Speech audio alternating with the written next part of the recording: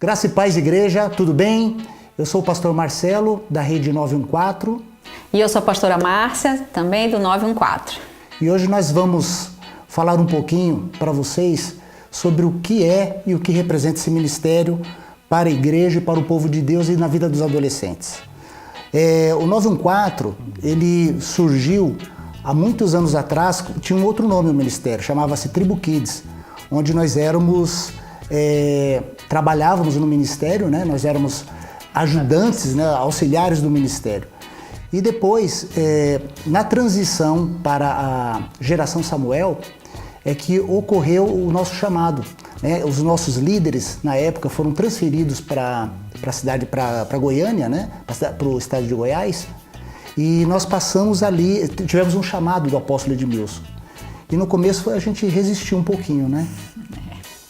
Nós resistimos porque eu sempre trabalhei, eu trabalho até hoje, eu tenho a minha vida particular, minha carreira, meu trabalho. E a primeira coisa que nós passamos para o apóstolo foi dizer para ele, apóstolo, olha, eu não vou ter tempo para me dedicar a isso, porque a gente quer fazer as coisas de forma muito bem feita, né? E o apóstolo, na época, falou, não, mas eu orei, eu tive a resposta. E só que aí nós falamos, apóstolo, eu tenho que pensar, eu tenho que orar também. E aconteceu um episódio muito bacana, que nós recebemos depois uma revelação de um pastor, né, que não nos conhecia. Que não nos conhecia, fez uma visita na casa do meu sogro e da minha sogra, e no momento que nós entramos na casa do meu sogro, e ele nos passou a revelação, ele falou que tinha ido lá especificamente para nos dar essa revelação, e falou sobre a questão do ministério, e ninguém sabia desse assunto. Então, para nós aí foi um marco, foi uma experiência sobrenatural que nós tivemos com Deus, e foi aí que nós resolvemos aceitar, não é isso? Tinha que aceitar, né? Depois de uma revelação dessa. Quando nós assumimos a geração Samuel, ela tinha uma particularidade, não tinha equipe de louvor. O louvor era um CD, que esse CD, às vezes, uma das crianças batia, caía o CD e tinha que começar tudo de novo. Foi quando os próprios adolescentes levantaram aquele desejo de eles montarem mesmo a equipe de louvor. Aí o meu filho, um foi para bateria, o outro foi para guitarra, aí um dos meninos foi para o violão e montaram a equipe da geração Samuel, que foi a equipe de louvor.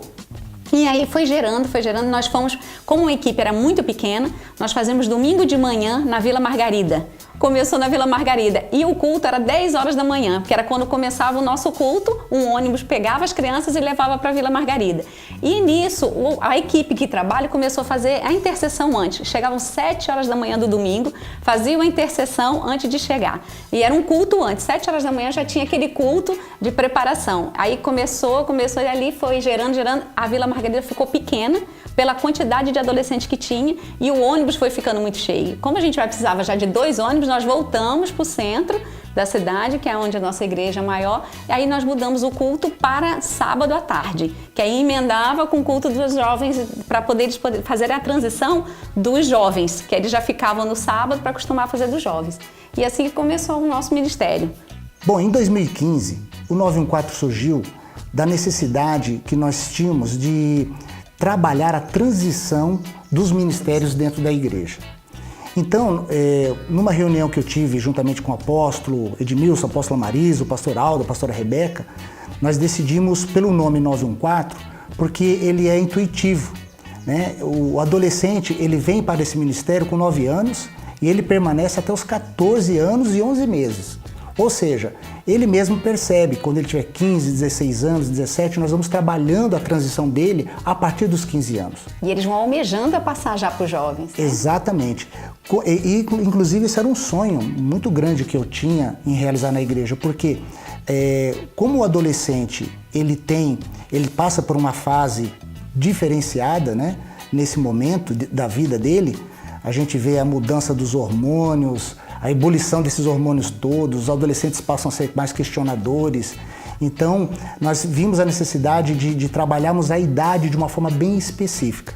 E hoje a gente vê dentro da igreja a criança saindo da rede de crianças, almejando vir para a rede dos adolescentes do 914, e durante esse período nós trabalhamos também o desejo e o anseio dos adolescentes de também fazer a transição para a rede de jovens aos 15 anos de idade, né? Mas eu quero destacar aqui para os pais, principalmente a grande importância que tem o ministério.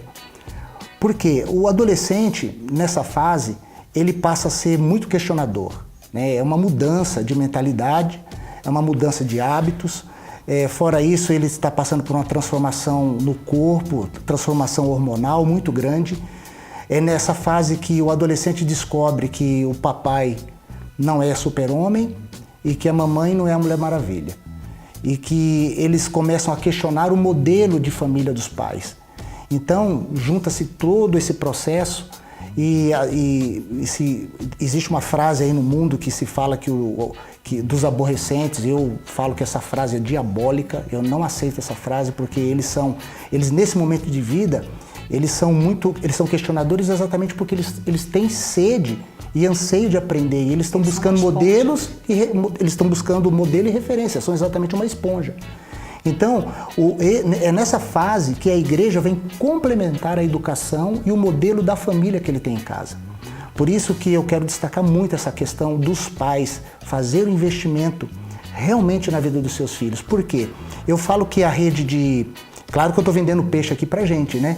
Mas eu falo que o maior desafio está na rede de adolescentes. Por quê? Porque para a rede de crianças, o pai, quando frequenta a igreja, o pai já leva a criança. Para o jovem, no caso, a maioria dos jovens eles já tem locomoção própria, ou eles podem pegar um ônibus, eles têm dinheiro para o passe. O jovem ele já tem uma situação diferente. Agora o adolescente, aquele adolescente de 9, 10, 11 anos, às vezes eles não andam de ônibus sozinhos, dependem dos pais, dependem também de ter recursos para vir para a igreja, né? Então é nisso aí que está o grande desafio. Porque nós pedimos muito nesse período trabalharmos em conjunto com os pais. E uma coisa que nos alegra muito, que Deus é maravilhoso e Deus sempre nos acrescenta, Deus sempre supre todas as nossas necessidades, que dentro do ministério hoje nós temos uma psicóloga, nós temos uma área que trabalha na questão da música, que nós temos a equipe de louvor. Então nós temos toda uma equipe hoje, a equipe de 12 e mais uma equipe que está trabalhando a transição dos adolescentes que vem agregando valores a eles. E eles acompanham nessa transição, os nossos 12, né, os nossos que trabalham com eles vão um bom tempo no culto de jovem para poder acompanhar, para a criança fazer aquela transição sem sentir. Até eles se ambientarem, eles não chegam no culto que já é maior e ficam perdidos, eles vão bem devagar, a gente vai transicionando até eles caminharem sozinhos, até envolver eles numa célula, num líder, para poder eles começarem a caminhar, para poder fazer essa transição sem eles sentirem. Uma outra questão é a linguagem, né? A linguagem do ministério. Nós temos lá o cuidado, nós estamos sempre ali observando a nossa equipe e sempre existe o convite da minha parte e da pastora Márcia para que os nossos 12 também façam as ministrações em determinados sábados. Então eu ministro aproximadamente 1 ou 2 sábados por mês, mas também sempre estou dando a oportunidade para o crescimento daqueles que trabalham conosco estarem também ministrando. Mas também isso visando uma questão de linguagem, porque nós procuramos exatamente dentro da palavra de Deus, mas também falar a linguagem do adolescente.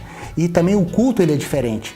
Nós temos realmente um culto verdadeiro, né? Literalmente é um culto evangélico, mas com a linguagem e com toda uma roupagem, exatamente um formato para o adolescente, para que nós possamos, exatamente, para que possa chamar a atenção, para que ele deseje voltar. Então sempre temos muitas atividades e o ministério, a gente de um ano para o outro nós elaboramos juntamente com a igreja um calendário para que nós possamos fazer as diversas atividades que nós temos durante o ano.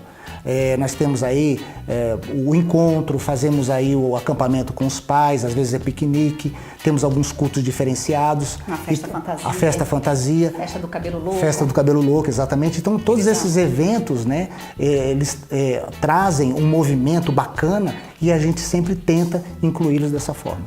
Eu quero dar um recado para você, pai, mãe, e quero dar um recado para a família. Você que tem um adolescente na sua casa, os pais, os parentes, façam esse grande convite, façam esse grande investimento na sua família. Nós estamos trabalhando a próxima geração.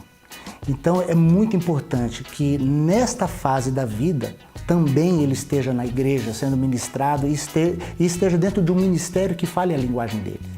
Então, Nós temos os nossos cultos todos os sábados às 16 horas na IECG, aqui no centro da cidade. Então eu te faço esse convite, invista.